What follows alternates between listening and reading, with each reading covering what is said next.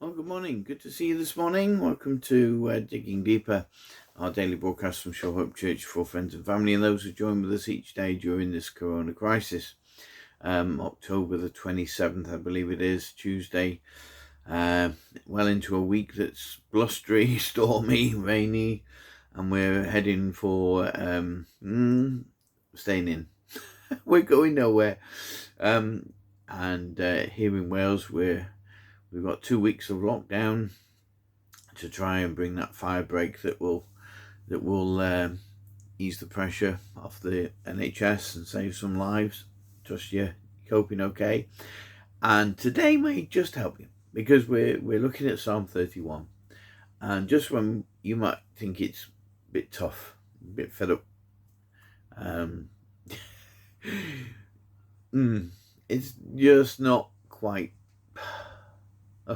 Well, listen. When we hear what David has to say, I think you may just change your mind as to how bad it is, because it's not that bad at all, not really. But David's section in this psalm is pretty heavy, and it just makes us realize once again that when he cried out and said, "Lord, into your hands I commit my spirit," the words that Jesus quoted on the cross, that's how serious it was for David. And we're going to just have a little glimpse today as to how he described that dreadful time in his life. And I don't know how bad it is for you. I don't know how you're coping or not coping. It's tough, of course it is. I'm not disputing that. But maybe today's psalm will just put it all into a little bit of perspective. So here we go. I'm going to read it from the NIV, Psalm 31. I'll start from the beginning, but we're going to be stopping today at verse 13, okay? So here we go. In you, O Lord, I have taken refuge. Let me never be put to shame. Deliver me in your righteousness. Turn your ear to me. Come quickly to my rescue. Be my rock of refuge, a strong fortress to save me. Since you are my rock and my fortress, for the sake of your name, lead and guide me. Free me from the trap that is set for me, for you are my refuge.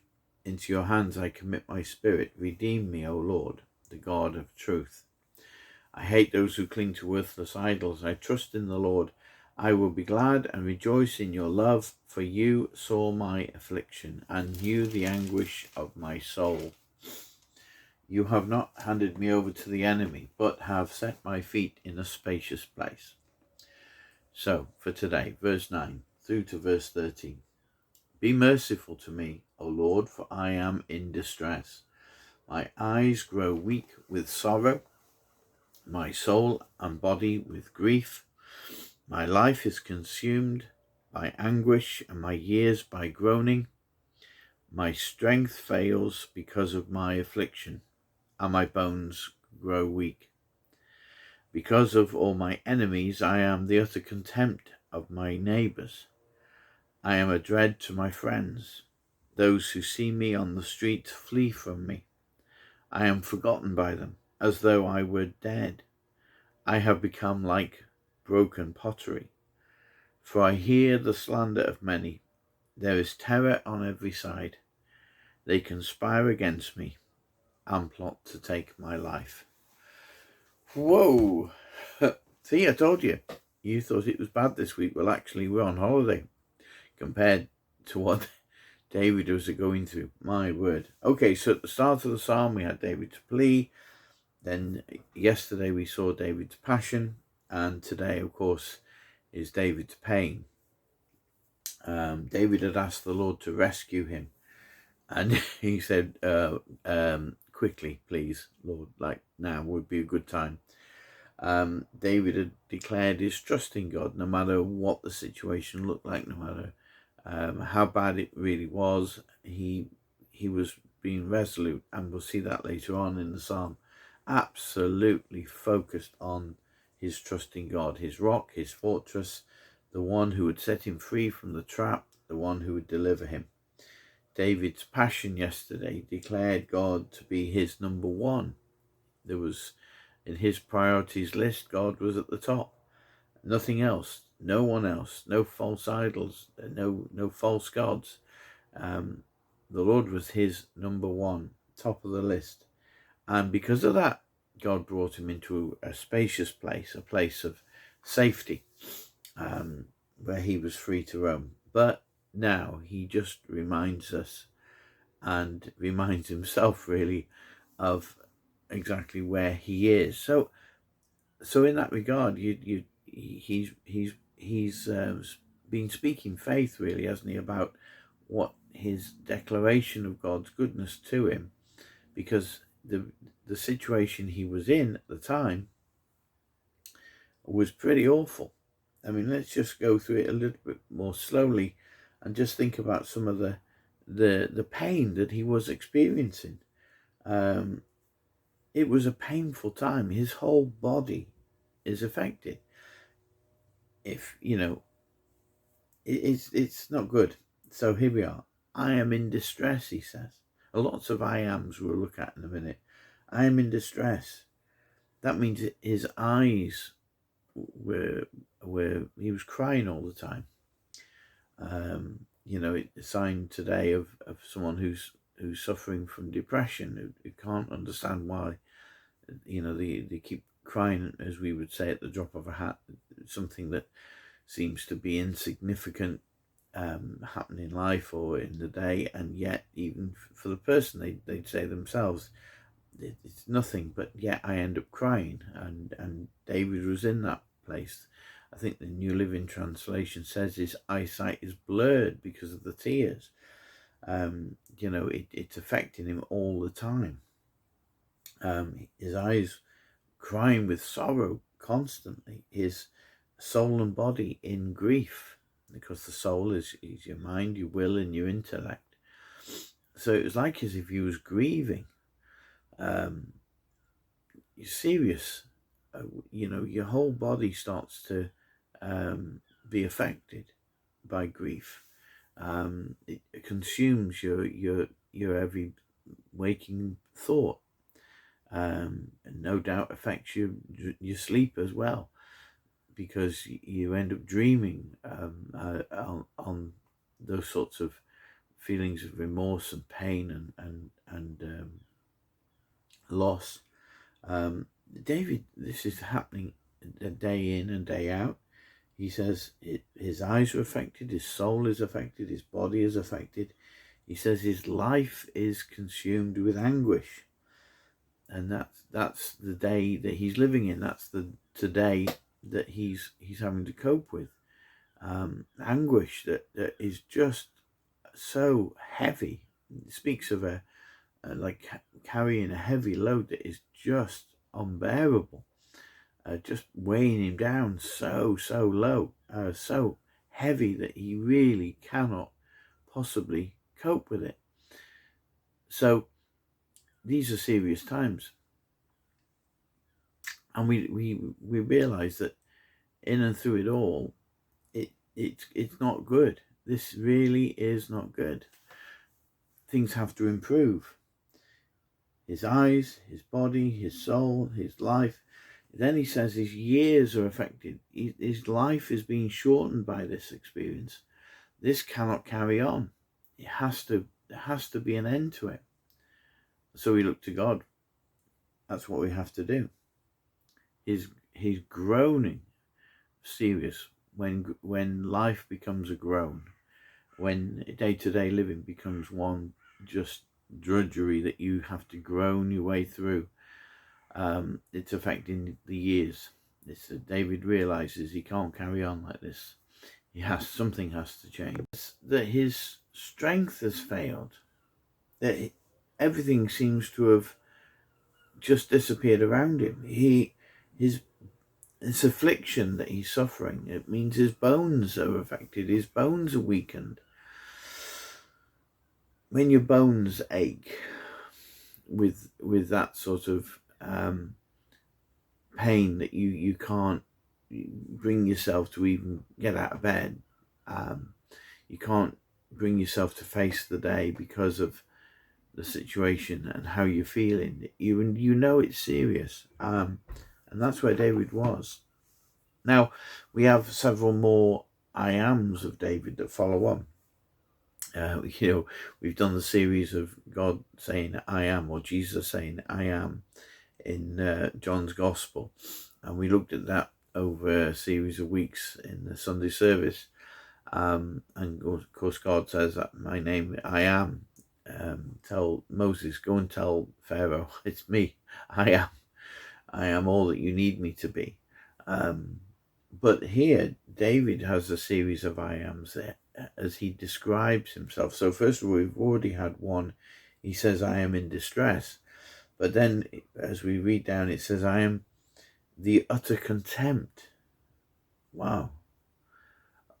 Contempt is such a strong word, and it's one of the words that occurs several times in the Old Testament when the children of Israel were in the desert, and God says, how much longer will these people treat me with contempt? It's a very strong word, and it's a very strong emotion to feel contempt for somebody or something. And it means you have no respect at all. You totally disregard them. If you're showing contempt towards somebody, you have no respect whatsoever, and you just disregard anything and everything they say, they do, and you just ignore as if they weren't there. It's a dreadful thing to do, first of all. But it's a horrible thing to feel that someone is showing you contempt. To consider you as worthless is actually the definition. Wow, you're not worthless, okay? So if you're feeling that, like David, that you are the utter contempt of his neighbours, well, you're not worthless, okay? That's not what God says about you. And it's not what God said about David, but that's how he was feeling at the time. And then he says, I am in dread of my friends. Even his friends who saw him on the street would run the other side. They would cross over. They would run away. I don't know if you've ever had that experience. I can't recall it for myself, but I know many have, and it must be an absolute soul-destroying experience to see somebody who you would consider a friend who then crosses over to the other side of the street to avoid meeting you, or avoid eye contact even, let alone talking to you. And David says they don't really just cross over the street, they run the other way. I mean, wow. He says, I am forgotten by them, as though I were dead. So he's saying, I am under utter contempt, I am dread of my friends, I am forgotten.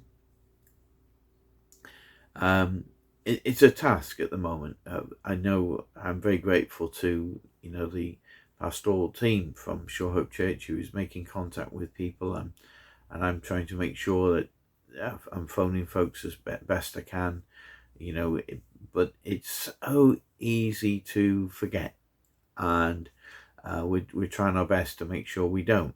But there are occasions, inevitably, when somebody just, as we say, slips under the radar, and I can only apologize if that's where you're at, or whether you're just somebody who's looking in and you feel forgotten. You feel as if nobody cares. Well, God cares. And I don't know your situation or circumstance, but what I would encourage you to do, and that goes for the folks from Sure Hope Church as well, is pick up the phone and give us a call. Make sure that your voice is heard. And we're obviously trying our best at this time to make sure that everybody is contacted and encouraged. But that's not always possible, and it's not always the case. So we apologize in advance if we've missed anybody. But if you are in that position, then make your voice heard. Do something about it today. Make a call, write a letter, send an email, get in touch with whoever. Get in touch with me if you wish. That's fine. I don't mind who it is, where you're from.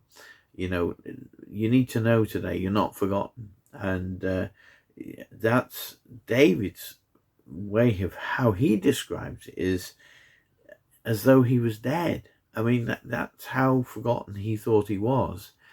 It seemed as if he was pointless being alive. Now, that's serious talk. And I pray that, if you're feeling like that, then you need to deal with it today. You need to make that cry for help, and make yourself known, wave the flag and get someone's attention. Don't leave it another day. Do it today, okay? Because that's where David was at, and it was a serious situation. And then he describes it by saying, I feel like a broken pot. Wow. A broken piece of pottery that's just cast out, thrown in the bin, put in the garage. It's useless, it's worthless. You can't use it ever again. Disregard, cast out. It becomes an outcast. And that's how David felt. He felt like an outcast. Nobody had any considered opinion about him that was of any use whatsoever. Now, what I noticed as I finished today, was he says it in verse 13, "For I hear the slander of many. There is terror on every side. They conspire against me and plot to take my life." Yeah. I don't know if it speaks to you, but what that speaks to me is, it's what he's listening to, isn't it? He's hearing the slander of many. I mean, maybe he's listening in to try and hopefully hear some good news. Maybe he's listening in to try and pick up some positive encouragement, some praise, somebody. Is there somebody? There's got to be somebody who loves me. There's got to be somebody who appreciates what I'm doing. And so he's listening in, and no, no, it's not helping. It's making it worse. And so I'm just, as a thought for today, just say, if you're in this dreadful place, and I'm sure there are people feeling pretty awful for lots of different reasons, it is a serious time. But if that's how you're feeling, speak up, but quit listening to what others think. Quit listening to the news if that's not helping you. Quit looking on Facebook, on Twitter, and all the rest. If what you're reading and what you're seeing is discouraging and not helping, then quit it. Stop doing it, and find a new source of feeding. You need feeding. You need encouraging. You need building up. And that's the whole point of these broadcasts every day, to try and help and encourage you from God's word. It's not what I'm saying, it's what God is saying to you today. Be encouraged. He's not forgotten you. He's not left you on the sidelines. He's not thrown you out like a broken piece of pottery. He's not seeing you with contempt. He's seeing you as a precious child who he has a plan and a purpose for, that as you give of yourself to him, make him number one, he will come. He will fulfill all he has promised for you, and life will be worth the living. Yeah, he has your future. He has, as David couldn't see his future, as David couldn't see he felt his years were slipping away from him, that life was ebbing away from his body. But hold on a minute, it gets better. So as we continue in Psalm 31 tomorrow and the rest of the week, look, it does improve. It does get better because David reaffirms his trust in God. Do that today and see how the Lord will turn around the situation for you as we go through these tough times together. Dig deep in him. Do it today. Lord, I just pray for anybody today who is really struggling and wanting to know the peace that passes all human understanding. I pray, Lord, that they will make that change today of quit listening to the news and the things that would bring them down and cause them distress, and start digging deeper into you. Oh Lord, I pray in Jesus' name. Amen. God bless. Have a good day. I'll see you tomorrow. Bye-bye.